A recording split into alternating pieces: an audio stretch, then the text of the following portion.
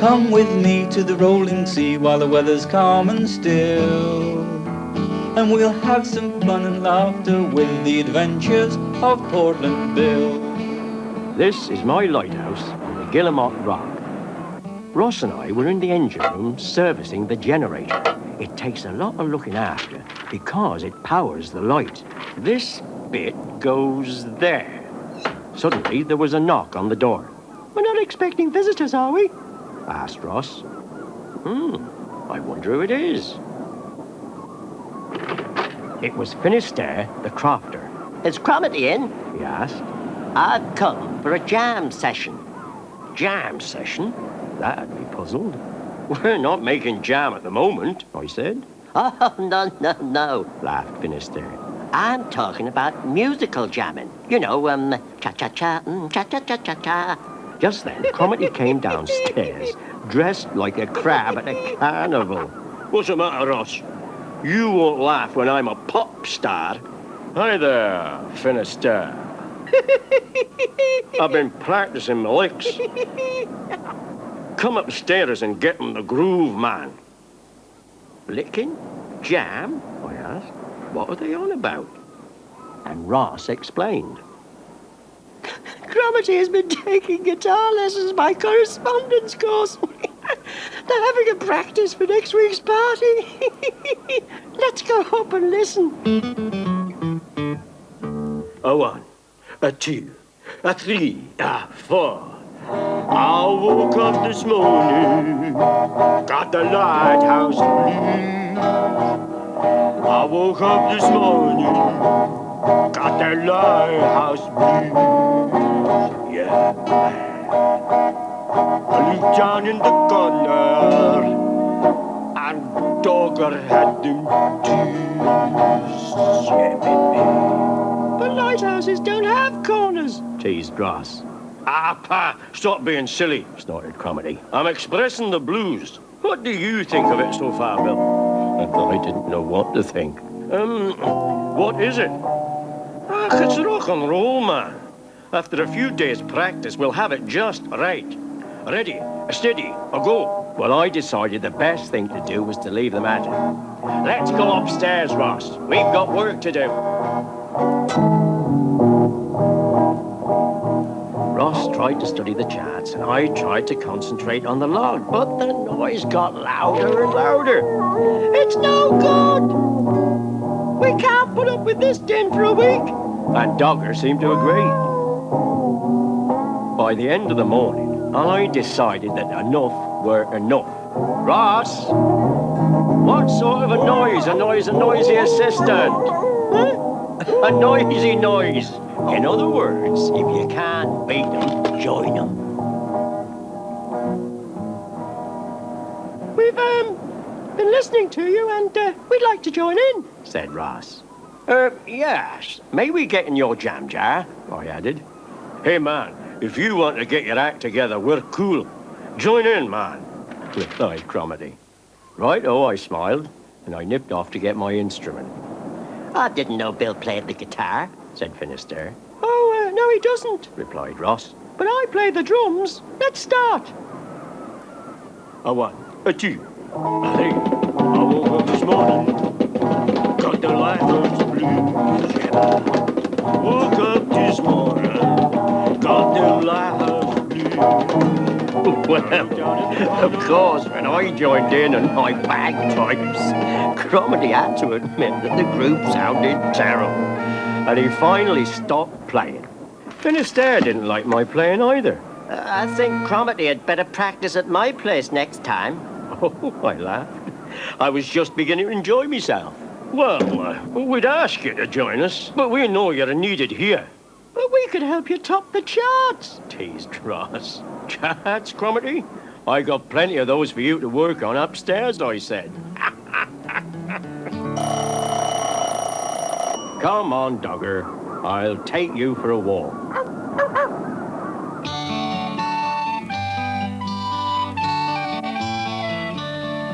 I'm rowing to the mainland. It's a lovely sunny day, and as I row, I like to sing. It helps me on my way. I'll do a spot of fishing to see what I can catch. A message in a bottle or a tasty silver fish. Row my boat, sing my song. I'm rowing to the mainland, I'll get there before long. Who writes the most letters? I don't know. Fishermen. They're always dropping lines.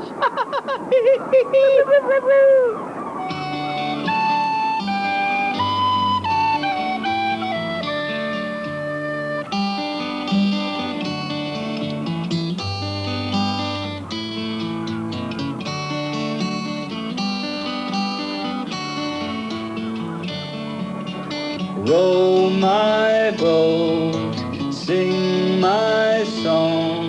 I'm rowing to the mainland, I'll get there before long. How about another story? It seemed a nice, quiet day on the Guillemot Rock, and Ross should have been washing the steps. Suddenly, he heard a boat chugging towards the lighthouse. It was Inspector Ronaldsway. Good morning, Ross. I've come to make my inspection. Why are you fishing instead of attending to your duties? Oh, morning, sir, said Ross. We weren't expecting you today. Bill's picking up the supplies in McGuillycuddy. I know. It's you and Cromarty I've come to see. Oh, I'll just go and warn. Tell Cromarty the air, said Ross, and he rushed into the lighthouse. Hey, Cromarty! Inspector Ronaldsway's here. On a surprise visit, cried Ross. Leave this to me, said Cromarty. Oh, good morning, sir, he said, shaking hands with the inspector. Oh, sorry, sir. A little engine grease. Perhaps a little rub will get it off. Oh, sorry. Now, that wasn't the best way to start an inspection. But when they went up to the service room, things got worse. Tut, tut, tut, said the inspector. This room's very untidy. Well, I suppose I'd better see your daily reports. Well, that was a problem, because they hadn't written their daily reports. Come on, said the inspector. Let's open the window and get down to work. Now, as luck would have it, at that moment, a sudden gust of wind blew everything all over the place. Oh, no. Now we'll never find the daily reports, bluffed Ross. Said the inspector. I shall have to report this. Right then. Let's see if you can manage some basic drilling. Get in line. Dave, turn. Salute. Wrong hand, Cromarty. About face. Oh, all right, all right. I shall have to put in a special report about you two. Well, I'd best get back to the mainland. I wouldn't go now if I were you, gasped Cromarty. There's a gale blowing up. I've got more to worry me now than a gale, grumbled the inspector as he opened the door. And a great gust of wind blew his hat into the sea. He nearly followed it, but Cromarty grabbed him just in time. Oh, my goodness, cried the inspector. You saved my life. That wind nearly blew me into the sea. Never mind, sir. You're safe now, and I'll go rescue your hat. So Ross picked up his fishing tackle and stepped out into the storm. Well, after that, Cromarty decided they could all do with a nice cup of tea. It wasn't long before Ross returned with Inspector Ronaldsway's hat. Oh, well done, said the inspector. Your fishing line certainly does come in handy. I suppose that's why you were practicing when I arrived.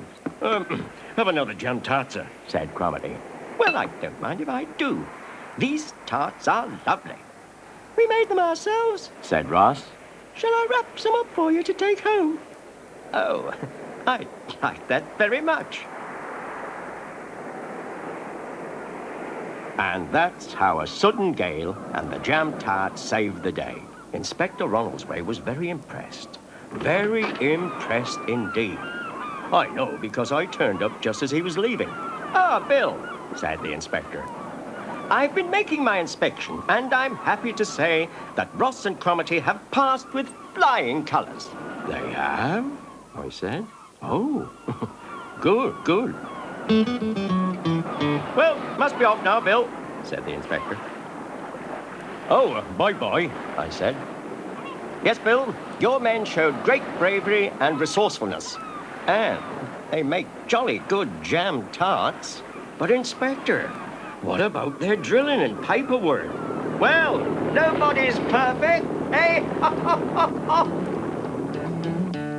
Oh, come with me to the rolling sea while the weather's calm and still, and we'll have some fun and laughter with the adventures of Portland Bill.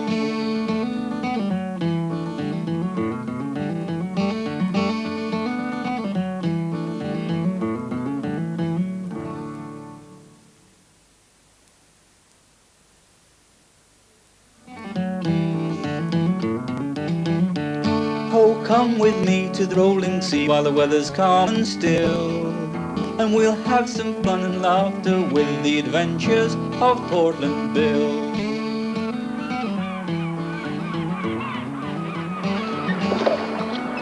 One sunny seaside day, I was in my boat, the Puffin, checking the lobster ponds. But I didn't have any luck. I think the lobsters were playing hide and seek.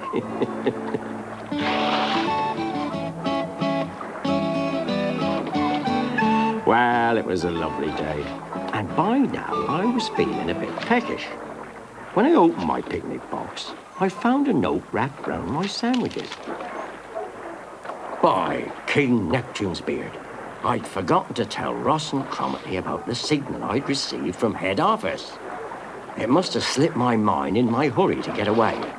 But I had an idea. I could send a message by semaphore to Cromarty, who was on watch in the lighthouse. Well, first of all, I had to attract his attention. Back in the lighthouse, Cromarty was cleaning the windows when suddenly he spotted me way in the distance. Oh, what's up with Bill? And he rushed to get his telescope. Oh, now where's it gone? Got it. Now where's Bill gone? Ah, there he is. Oh, he wants to send a message. Oh, where's my code book? Hold on a minute, Bill, he shouted. When Cromarty was ready, I began to send my message. But he was not very good at semaphore. I spelt out head, keeper, organising official visit, end of June. But Cromarty read it as the head keeper is organising a fishing trip this afternoon. Ah, got it. With that done, I carried on checking the lobster pot.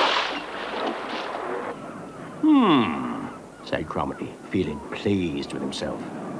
A message from head office. I'd better tell Ross. Hello? Village shop, please. Ross was in McGuillycuddy collecting some supplies from Eddie Stone's shop when the phone rang. Edward Stone's Emporium. Edward speaking. Who? Hello, Eddie. It's the lighthouse here. I'm trying to get hold of hold on. It's Cromarty for you, Ross. Is he there? It sounds important. Hi there, Ross. Can you hear me? Hello? Is that you, Cromarty? It's a dreadful line. Aye, I feel fine too, said Cromarty. But listen, I got a message for you from Bill. There was a great deal of crackling and buzzing on the line, and Cromarty was so excited he couldn't seem to make Ross understand. Head keeper, fishing trip this afternoon. Cousin Peter, fish and chips this afternoon. Okay, I've got it, Cromarty, repeated Ross, and he put the phone down. What was all that about? Asked Eddie. Oh, it's Cromarty's cousin Peter from the mainland. He's coming this afternoon, and I think we're having fish and chips for tea. I'll buy some of your special oatcakes for afters. Well, you're in luck. I've only got 4 left.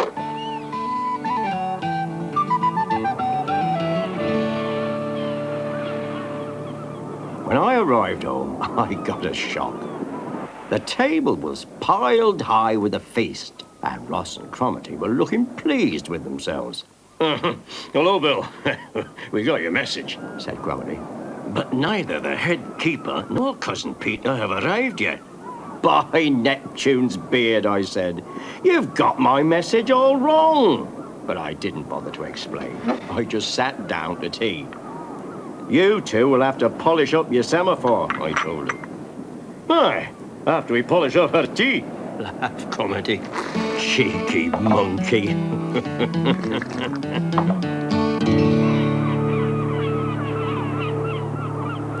There's always something happening on the Guillemot Rock.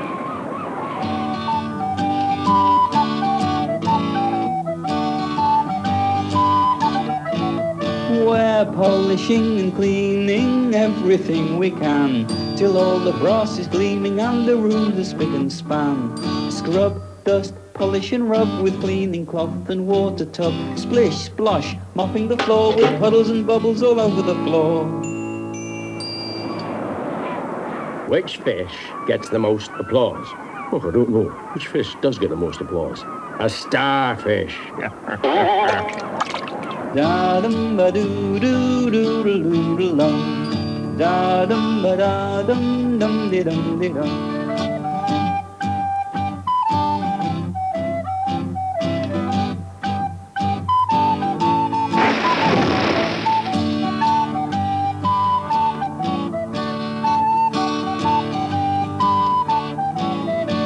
Scrub, dust, polish and rub with cleaning cloth and water tub. Splish, splosh, mopping the floor with puddles and bubbles all over the floor.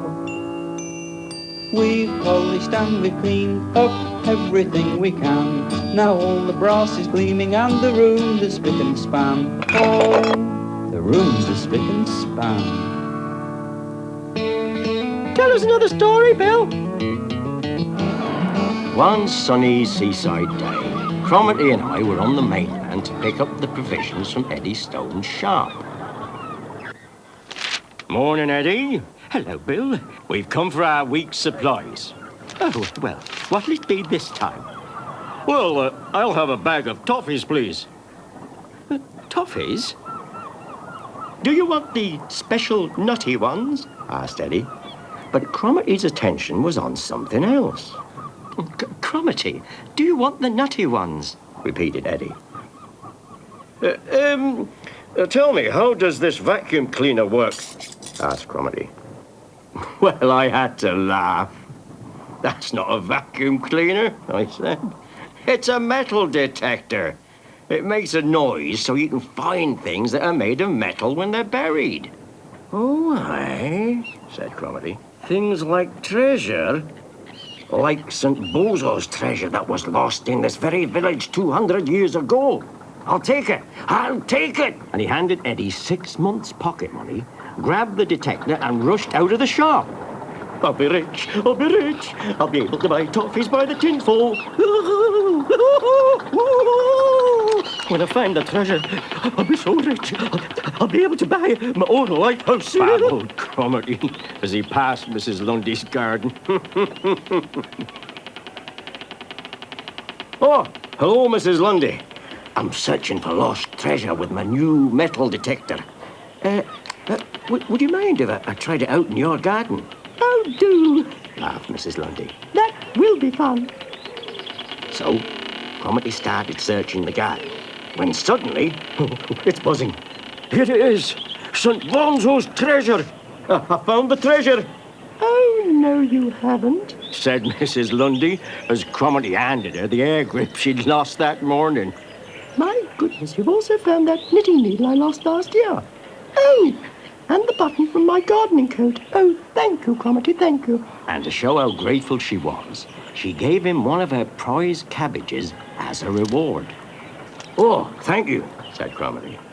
Well, I must be off. I have to find the treasure before the banks close.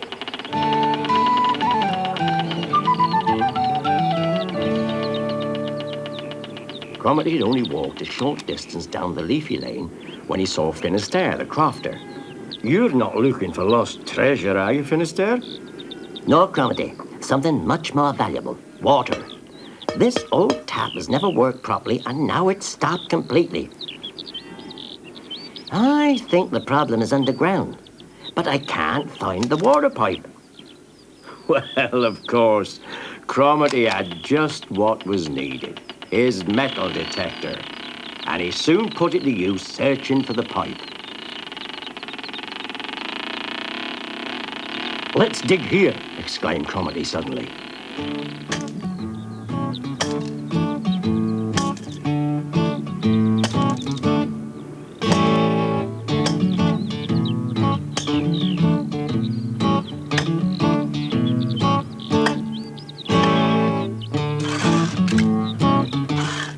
Well done, Cromarty. You found the pipe. No wonder the tap wouldn't work. It's leaking.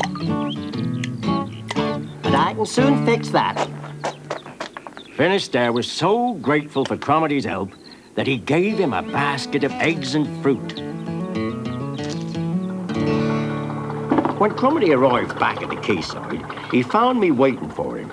"Did you find the buried treasure?" I asked.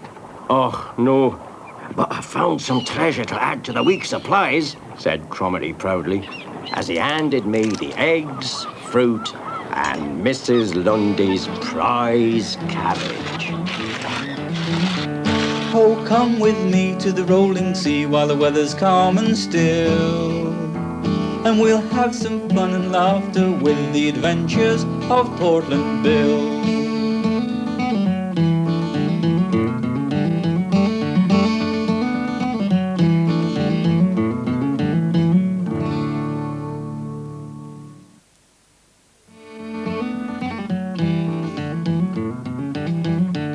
Oh, come with me to the rolling sea while the weather's calm and still, and we'll have some fun and laughter with the adventures of Portland Bill.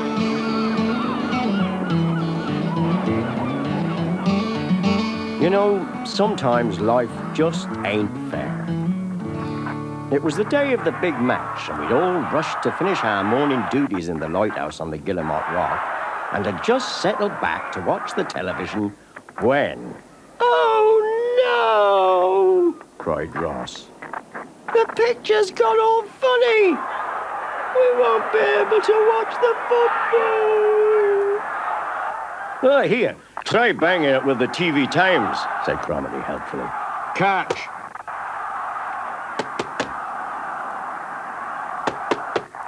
Well, I knew that wouldn't do the trick, so I told him. "It's the weather. The television's picking up atmospheric interference. It would take an expert to fix it." Just then, Eddie Stone arrived with some supplies from his shop in McGuillycuddy. "Ahoy there, lads! Give me a hand, will you?" Soon Eddie came puffing up the stairs. Oh, what a climb. "I brought your shopping, and some oatcakes from Grandma Tiree, and I've got the mail somewhere. Oh, yes, here we are. Oh, and there's a parcel for Cromarty. Oh, I've been waiting ages for this to arrive. Oh, hurry up, Ross, give it here." "Come on in, Eddie," I said. "We'll have a cuppa." "No chance of watching the match. We can't get a picture on the set." "Oh, dear," replied Eddie. "Atmospheric interference, I suppose." "That's right," I says. "Yes, there's been a lot of it around lately." "Well, let's have that cup of tea. It'll cheer us up," I said. "Will you get the mugs, Cromarty?" But I was talking to myself, for Cromarty was already on his way upstairs. He went straight to the gallery to unwrap his parcel.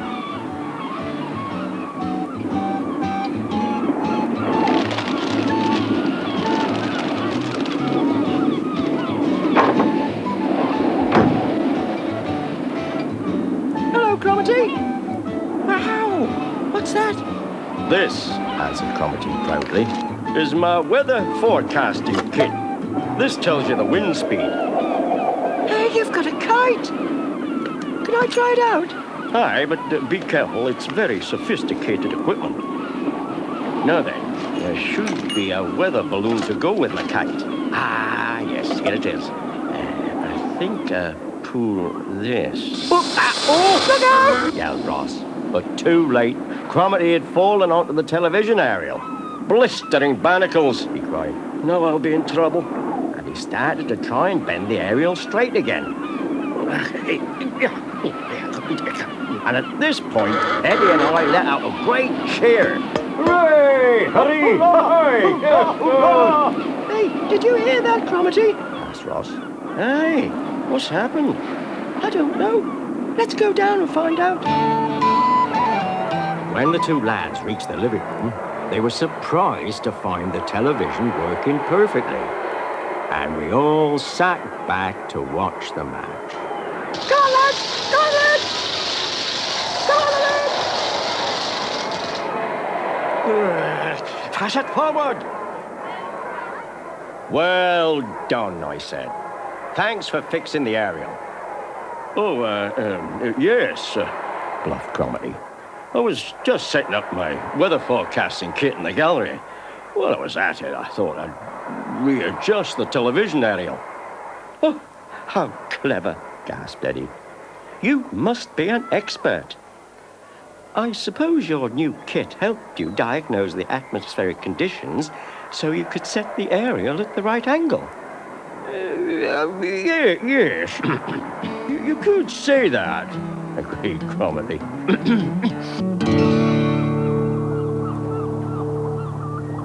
What's happening at the lighthouse? They're singing a song.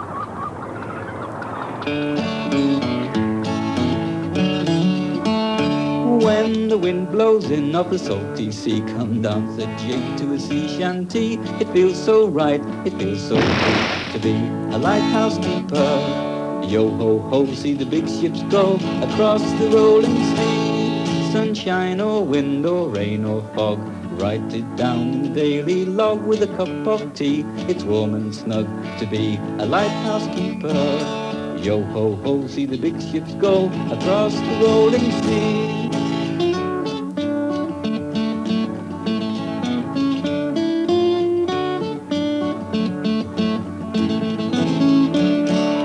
Cromarty, did you hear the joke about the seagull on top of the lighthouse? Oh, no.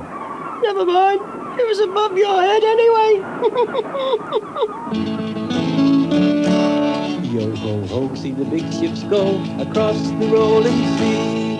And way up here where the lamp burns bright, on top of the world by day or night, with a telescope you feel just right when you're a lighthouse keeper.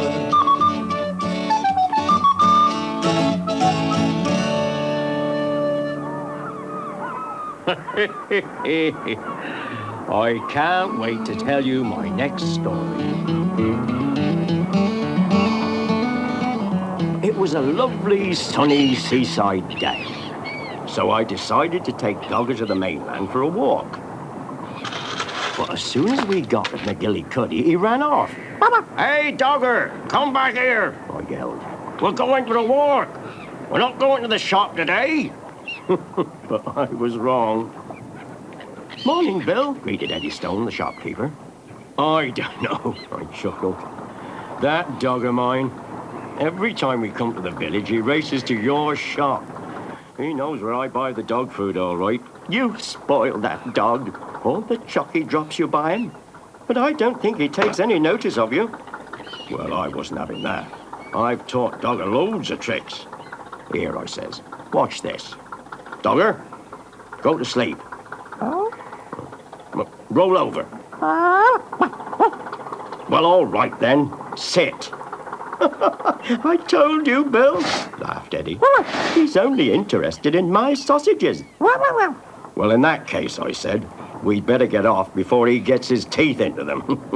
Come on, Dogger. Let's find a stick to chase. We'd just reached the leafy lane, and we were having a good game of fetch when... Hi! Who threw that stick? Come on, own up. Oh, Finisterre, I said. I am sorry. I didn't see you in that hole. It's all right, Bill. Didn't hurt. What's up? The tap's not working again, Bill, replied Finisterre. I think the pipe needs replacing. I think you're right. I said as the pipe suddenly sprang a leak. Whoops! There's another leak, and another. Oh, help! I've run out of fingers to stick in the holes. If this pipe bursts, the whole village will be without water. So I jumped in and covered as many holes as possible. But then I ran out of fingers. Oh, now what do we do? Asked Finisterre. We're stuck. But I had an idea. Dogger, go and fetch help, I said. Go and get Eddie.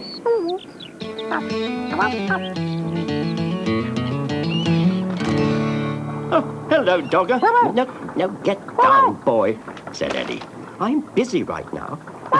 Sorry, Mrs. Lundy. You wanted 2 pounds of sausages, didn't you?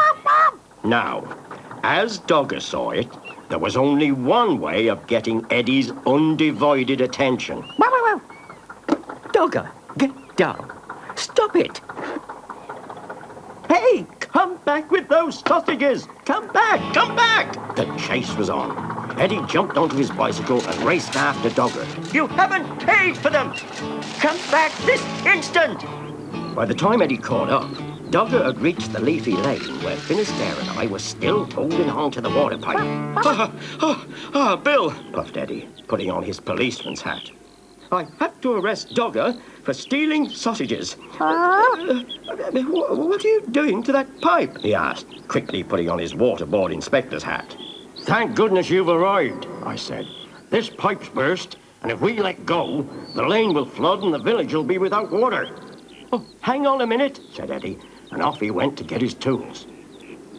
When we'd finished mending the pipe, Eddie remembered his sausages. You know, I said, you can't blame Dogger for taking them. Oh? I sent him to fetch you, so he had to make you follow him. Yes, but why is he eating them now, Bill? Giggled Finisterre. I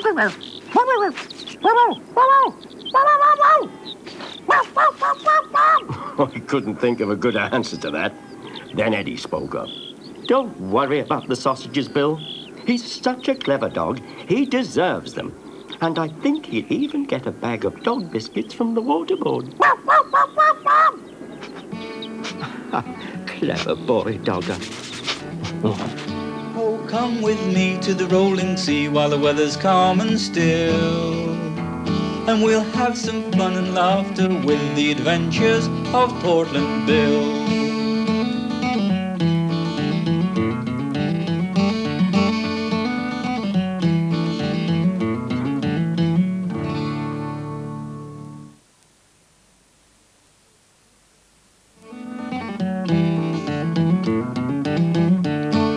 Come with me to the rolling sea while the weather's calm and still, and we'll have some fun and laughter with the adventures of Portland Bill.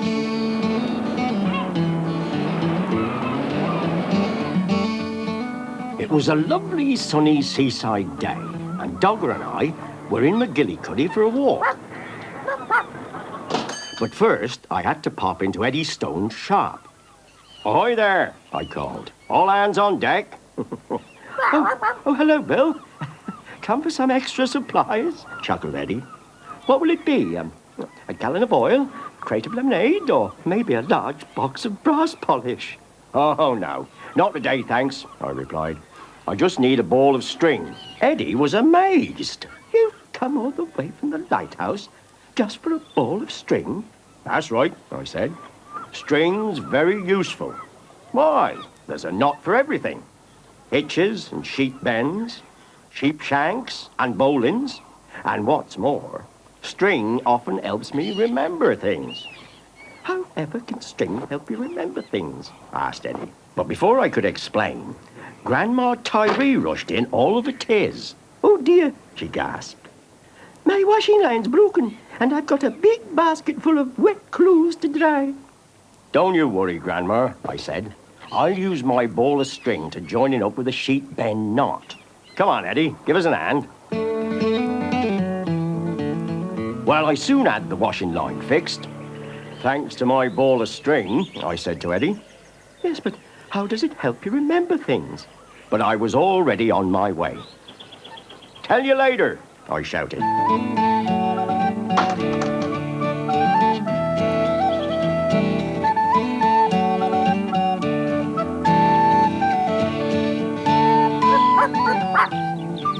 Dogger and I hadn't gone very far when suddenly 2 sheep burst through the gate in front of us.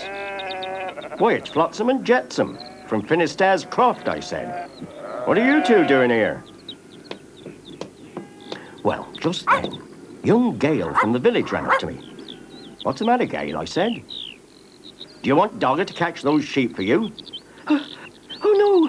It's Boomer the bull. He's broken loose and he's in the lane. Those silly sheep just followed him. Oh, look out. He's coming back. Don't worry, I'll get him. Whoa, Boomer, I shouted, and I led him quietly to a nearby post and tied him to it with a running hitch using some more of my string. At that moment, Finisterre arrived, puffing and panting. Oh, thank goodness you found them, he said. I've been looking for them everywhere. Thank you, Bill. You are clever. Well, I laughed. A good lighthouse keeper has a knot for everything. And then Dogger and I went on our way. On the way back to my boat, we bumped into Fastnet, the fisherman. He was not his usual cheery self. Shouldn't you be off fishing? I asked. You'll miss the tide if you're not careful. Ah, can't be helped, Bill. I got an hole in my net the size of a whale. I'll just have to miss the tide. Oh, we can't have that, I said. I got some good, strong string here. We'll mend your nets in no time. But first, I need a bit to tie round my little finger.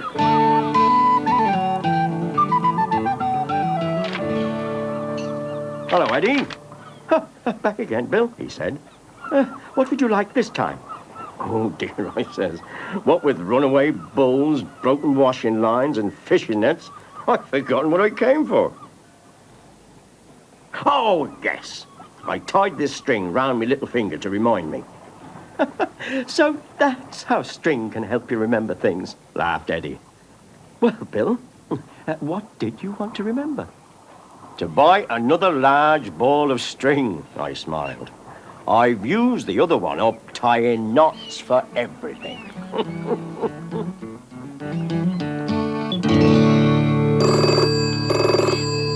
Edward Stone's Emporium. What's that? Time for a song? Oh, good. A box of nails for Finisterre, a bolt of tartan too, some chicken wire, a pair of pliers. Now which one would he choose? There's letters and there's parcels, lots of groceries. Today's the day that Eddie Stone makes his deliveries. 2 jars of homemade honey, 3 pounds of China tea, some tent pegs and some tennis balls, a slice of cheddar cheese. There's letters and there's parcels, lots of groceries. Today's the day that Eddie Stone makes his deliveries.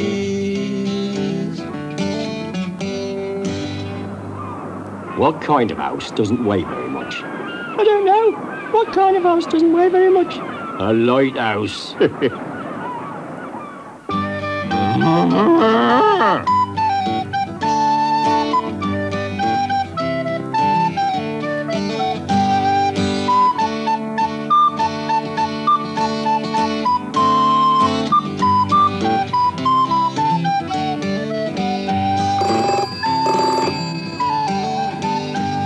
Edward Stone's Emporium. What's that? Time for a story? Oh, good. Now, Cromarty reckons he's pretty good with machinery. He'd just finished mending the generator and had come up to the living room for a tea break.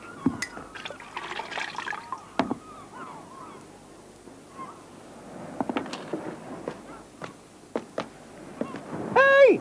Yelled Ross. Don't sit down in those oily clothes. I've just spent hours trying to clean this room.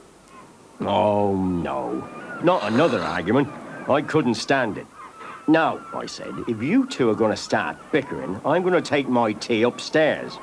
But I warn you, when I get back, I want all the chores to be done and everything spick and span. Well, you heard him, said Cromarty. Everything spick and span.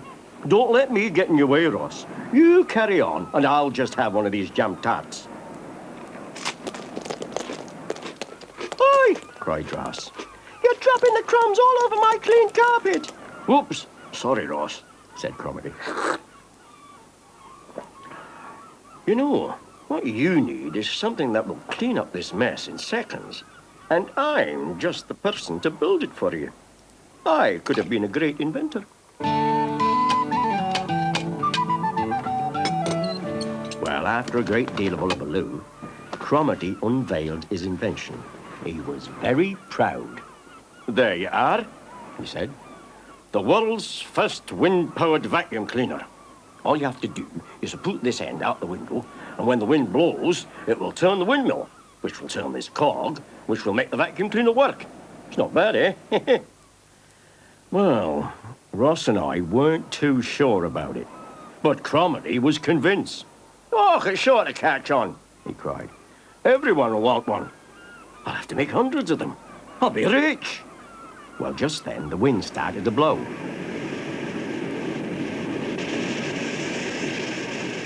Look, it's working, yelled Cromarty. Hey, oh, it's Bonnie, look, hey, it's Bonnie. Hey, wonderful, beautiful. Oh, great, Cromarty. Look at it. Whoa, it's fine. It's worth a treat, that smashing, isn't it? Wow. But suddenly, there was a great gust of wind. Everything worked at top speed, and the vacuum cleaner went mad. Oh, gracious me. Hey, crikey! Trying to stop it! Gracious me. Cromarty, quick, switch it off! Hey, Suffering swordfish, Cromarty. Turn it off. It'll suck everything up. Pull the plug out, for goodness sake. Hasn't he got one? I don't know. I knew I could control it somehow. oh, thank goodness. Oh, I thought my vacuum cleaner was going to suck up everything. Your hat's gone, Bill. I know that, Cromarty, I said. But there's another problem you're going to have with your invention. What's that? Well, what happens when the wind blows the other way? We certainly didn't have long to wait before we found out. Just then, the wind changed direction. Look out! Everything's coming back! And sure enough, Cromarty's invention was blowing all the crumbs and dust back onto Ross's clean carpet. Oh no! Not again! My carpet! Cromarty!